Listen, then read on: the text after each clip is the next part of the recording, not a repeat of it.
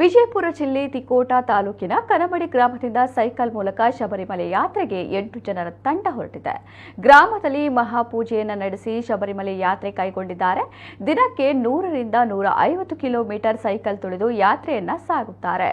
ಇನ್ನು ರಾತ್ರಿ ದೇವಾಲಯದಲ್ಲಿ ಉಳಿದುಕೊಂಡು ಮರುದಿನ ಶಬರಿಮಲೆ ಯಾತ್ರೆ ಆರಂಭಿಸುತ್ತಾರೆ ಎಂದು ಮಾಲಾಧಾರಿಗಳು ತಿಳಿಸಿದ್ದಾರೆ.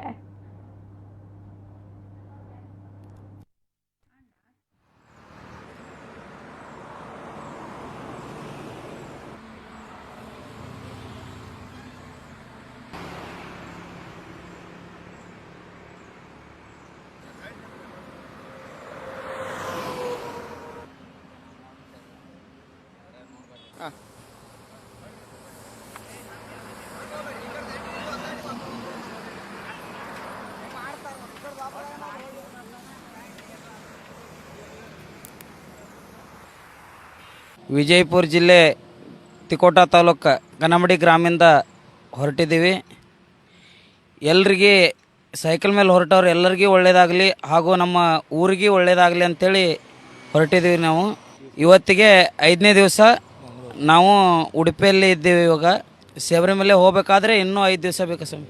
120-130 ಕಿಲೋಮೀಟ್ರ್ ಹೊಡಿತೀವಿ ಸ್ವಾಮಿ ಡೈಲಿ. ಇವಾಗ ಒಂದು 500-600 ಕಿಲೋಮೀಟ್ರ್ ಆಗಿದೆ ಸ್ವಾಮಿ. ಏನಿಲ್ಲ ಸ್ವಾಮಿ, ಏನು ತೊಂದರೆ ಆಗಿಲ್ಲ ಯಾರಿಗೆ, ಎಲ್ರಿಗೆ ಫ್ರೀ ಆಗಿದ್ದೀವಿ. ಎಲ್ಲ ಅಯ್ಯಪ್ಪ ಅವನ ಆಶೀರ್ವಾದ ನಮ್ಮ ಮೇಲಿದೆ. ರೈತರ ಮಕ್ಕಳು ಹಾಗೇ ನಾವು ವ್ಯವಸಾಯ ಮಾಡಲಿಕ್ಕೆ ಹೋಗ್ಬೇಕಾದ್ರೂ ಸೈಕಲ್ ತೊಂದೇ ಹೋಗಬೇಕು. ಹಾಗಾಗಿ ಪರಿಸರ ಮಾಲಿನ್ಯ ಹಾಳು ಮಾಡಬಾರ್ದಾದ್ರೆ ಸೈಕಲಲ್ಲೇ ಎಲ್ಲರೂ ಪ್ರಯಾಣ ಮಾಡಬೇಕು.